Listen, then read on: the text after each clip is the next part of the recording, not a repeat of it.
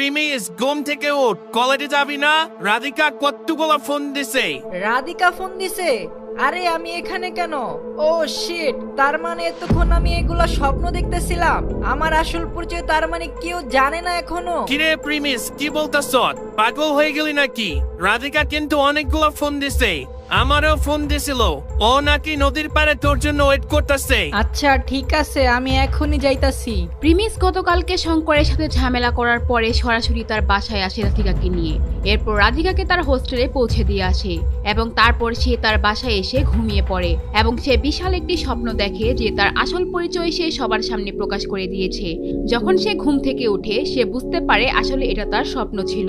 এইদিকে রাধিকা সেই নদীর পাড়ে প্রিমিসের জন্য বসে অপেক্ষা করছিল। আরে ওইটা রাধিকা না, গরিব প্রিমিসের ফকির গার্লফ্রেন্ড? এতদিন পর ওর দেখা মিললো, তাহলে চল তো দেখে আসি ওর আজকে খবর আছে। চারু হঠাৎ করে রাধিকাকে দেখতে পায় আর সাথে সাথে রাধিকার কাছে যাওয়া শুরু করে। এইদিকে রাধিকা চারুর কণ্ঠ শুনেই একটু ঘাবড়ে যায়, কারণ চারু এখন তাকে একেবারেই সহ্য করতে পারে না। আরে আমার প্রাণের বন্ধু, তুই তো কলেজ ছাইরা চলে গেছিলি তাই না? তো আবার কলেজে ফিরত আসার এত সাহস তোর কিভাবে হলো? তুই কি আমাদের 3 দিনের কথা ভুলে গেছ? চারু রাধিকাকে খোঁজা দেওয়ার চেষ্টা করে, কিন্তু রাধিকা কোনোভাবেই কোনো জবাব দেয় না। সে জানে চারু আর চারুর বন্ধুদের সাথে ঝামেলা করা কতটা ঝামেলার বিষয়, তাই সে সেখান থেকে চুপচাপ উঠে যাওয়ার চিন্তা করে। আরে আরে কোথায় যাচ্ছ বান্ধবী আমার? তুমি তোমার ফ্রেন্ডদেরকে রাইখা এভাবে চলে যাইবা? আমার মনে হয় রাধিকা ওর বয়ফ্রেন্ডের জন্য এখানে অপেক্ষা করতেছে। কি রাধিকা, প্রিমিসের জন্য এখানে বসে আছো তাই না? আচ্ছা, এই বেহায়ামে প্রিমিসের জন্য এখানে বসে আছে? চারু ওই দিনের কলেজের হোস্টেলের কথা একদম ভুলেনি। প্রিমিস চারুকে ওই দিন তার হোস্টেলে গিয়ে মেরেছিল রাধিকার জন্য। সে প্রিমিসকে তার কলেজের পোলাপাইন দিয়ে মায়ের খাওয়ার প্ল্যান করেছিল, কিন্তু কলেজের হোস্টেলে গিয়ে মায়ের দেওয়া একটু কঠিন ব্যাপার ছিল। এইদিকে রাধিকা চারুর চোখে মুখে প্রচন্ড রাগ দেখতে পাচ্ছিল। চারু আজকে প্রিমিসের সেই বদলা রাধিকার উপর নিতে চাচ্ছে। সে তার এক বন্ধুকে সেই নদীর কিনারায় আসার জন্য ফোনও করে দেয়। তোর সাথে প্রিমিসের সেই প্রেম চলতেছে তাই না? তোর জন্য এই ফকিরের বাচ্চা আমার হোস্টেলে আইসা আমার গায়ে হাত দিছে। এই কলেজের কোনো পোলাপাইন আমার চোখের দিকে তাকায় কথা কয় না, আর তোর বয়ফ্রেন্ডের এত বড় সাহস, ও আমার গায়ে হাত দিছে। তোর আজকে খবর আছে। এরপর চারু রাধিকার চুল ধরে টান দেয় আর রাধিকা অনেক জোরে চিল্লাইতে থাকে, কিন্তু তারপরেও চারু আরো জোরে টান দেয় এবং রাধিকার গালে জোরে জোরে থাপ্পড় দিতে থাকে আর রাধিকা অনেক চিৎকার দিতে থাকে। চিল্লা, যত জোরে চিল্লাইতে পারস চিল্লা, কোনো সমস্যা নাই। এই নদীর পাড়ে আইসা তোর বয়ফ্রেন্ড তোরে বাঁচাইতে আসবো না।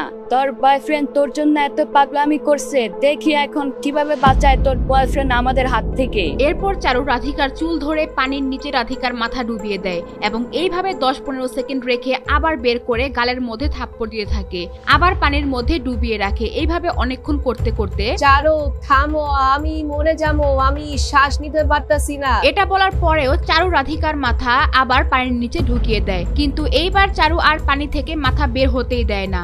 1 মিনিট পর্যন্ত মাথা নিচে রেখে দেয়। রাধিকা নড়াচড়াও বন্ধ করে দেয়। চারু অনেক হইছে, এইবার ছাইরা দে, নাইলে কিন্তু মইরা যেতে পারে। আরে কিছু হইব না, যা করতেছি করতে থাকি, কোনো চিন্তা করার কারণ নাই। যদি ওর কিছু হয়েও যায় এর সমস্ত দায়িত্ব আমি আমার কাম দিয়ে নিব। আরে ভাই, এই মেয়ের তো খেলা শেষ, একটু লাগতেছে না।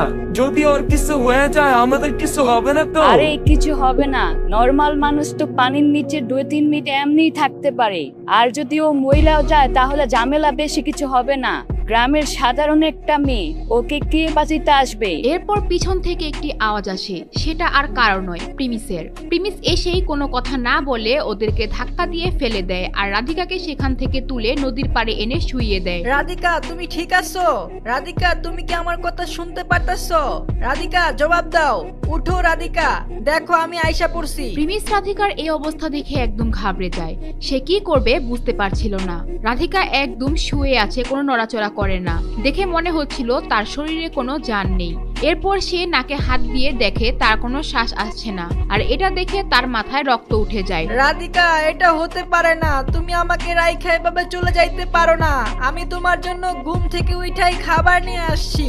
তোমার কথা শোনার সাথে সাথে আমি এখানে আইসা পড়ছি। রাধিকা উঠো, প্লিজ উঠো। আমি তোমার আমার ফ্যামিলির সাথে মিট করাবো, তোমাকে নিয়ে ঘুরতে যাব। উঠো রাধিকা, শুধু একবার উঠো। রাধিকার কোনো রেসপন্স পায় না সে। 10 মিনিট ধরে চেষ্টা করে যাচ্ছে কিন্তু কোনো কিছুই হচ্ছে না। প্রিমিসের হঠাৎ মনে হচ্ছিল রাধিকা আর নিঃশ্বাস নিবে না। এইগুলা ভেবে তার চোখ দিয়ে পানি পড়া শুরু হয়ে যায়। সে আবারও চেষ্টা করে রাধিকাকে বাঁচানোর জন্য, কিন্তু সে ওঠে না। আরে গাদা, ও আর উঠবে না, ও আগেই মরে গেছে।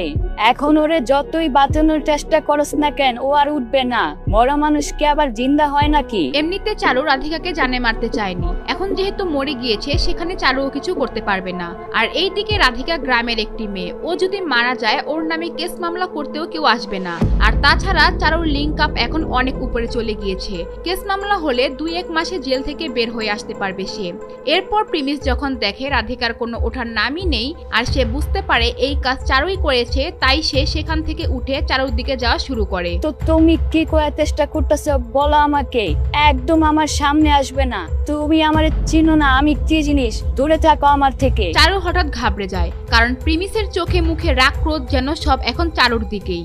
চারুর কেন জানি হঠাৎ মনে হলো প্রিমিস এখন তাকে আক্রমণ করবেই, তাই সে একদম ভয়ে ভয়ে বলতে থাকে, আমার পাশে আসার চিন্তাও করো না, আমার থেকে দূরে যাও। আমার কাছে আসার চেষ্টা করলে খারাপ হয়ে যাবে কিন্তু, বলে দিলাম। এরপর প্রিমিস রেগে চারুর সামনে যায় আর চারু চিৎকার দিয়ে থাকে, কিন্তু প্রিমিস সেটা কানেও নেয় না। প্রিমিস চারুকে সেই পানির নিচে চুবিয়ে দেয়। প্রিমিস চায় যেইভাবে সে রাধিকাকে কষ্ট দিয়ে মেরেছে ঠিক সেইভাবে চারুকে কষ্ট দিতে। চারুকে অনেকক্ষণ পানির নিচে চুবানোর পর চারু বলে, প্রিমিস, আমার ভুল হয়ে গেছে। আমার রাধিকার সাথে এমনটা করা উচিত হয় নাই। তুমি আমাকে ক্ষমা করে দাও। আমারও কিভাবে মারা ঠিক হয় নাই। প্লিজ আমাকে যাইতে দাও। আচ্ছা তুমি বলো কি চাও আমার কাছ থেকে। আমি তোমাকে 5 থেকে 10 লাখ টাকা যা লাগে দিব। তুমি প্লিজ আমাকে ছেড়ে দাও। মাফ চাইলে কি রাধিকা ফিরে আসবে? যদি মাফ চাওয়ারই দরকার ছিল রাধিকার কাছে চাইতা, যখন রাধিকা বেঁচে ছিল তখন চাইতা।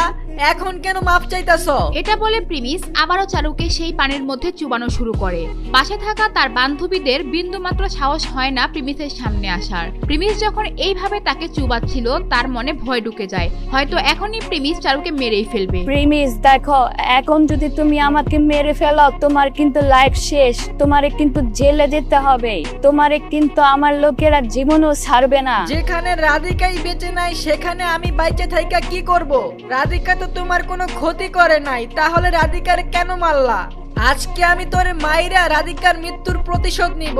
তোরে আজকে আমার কাছ থেকে কেউ বাঁচিতে পারবো না। এরপর প্রিমিস চারুকে আবার পানির নিচে ডুবিয়ে দেয়, অনেকক্ষণ এইভাবে রেখে দেয় এবং প্রিমিস এইবার সিদ্ধান্ত নেয় সে চারুকে মেরেই ফেলবে। কিন্তু হঠাৎ করে সেইখানে নদীর সামনে কতগুলা দামি দামি গাড়ি এসে থামে আর গাড়ি থেকে কয়েকজন গুন্ডা নামে। সেই নদীর সাইডে দাঁড়িয়ে থাকে আরেকজন মুরব্বিও সেইখানে এসে দাঁড়িয়ে থাকে। আরে ভাই দেখ, ঢাকা শহরের এক মাফিয়া ব্যাটালিস্টার গ্যাং এর গ্রুপের পোলাপান এখানে হাজির।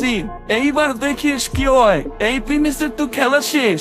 একটু আগে প্রেমিকারা হারাইলো, এখন বেচারা নিজের জানটাও হারাইবো। সেই ব্যাটালিস্টার গ্যাং এর 2 জন লোক গিয়ে প্রিমিসকে বাড়ি দিয়ে সেই পানিতে ফেলে দেয়। আর ঠিক তখন চারু হাঁপ ছেড়ে বাঁচে আর সে দৌড় দিয়ে সেই মুরব্বির সামনে গিয়ে দাঁড়ায় আর বলে, আঙ্কেল আপনি আজকে না আসলে আমাকে ফকিরের বাচ্চা মেরেই ফেলতো।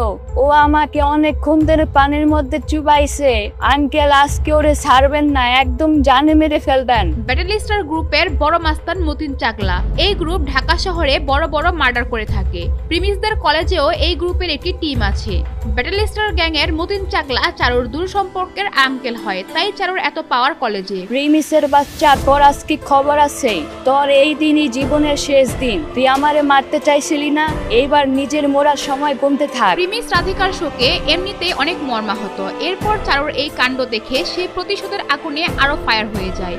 ব্যাটালিস্টার গ্যাং এর 4-5 জনের সাথে মারামারি করে তাদেরকে ফেলে সেই চারু আর মতিন চাকলার সামনে চলে যায়, কিন্তু মতিন চাকলার সাথে ছিল আরো 2 জন বডিগার্ড। আঙ্কেল কিছু একটা করেন, এই বদমাইশ কিন্তু আমাকে মারার জন্য উঠে পড়ে লাগছে। প্রতিশোধের আগুনে জ্বলছে প্রিমিস। কি করবে এখন প্রিমিস? সে কি চারুকে মারতে পারবে নাকি এর আগেই মতিন চাকলার বডিগার্ড প্রিমিসকে মেরে ফেলবে? তা জানতে চাইলে দিবস গেমিং এর ইউটিউব চ্যানেলটি সাবস্ক্রাইব করে নোটিফিকেশন বাটন বাজিয়ে রাখেন।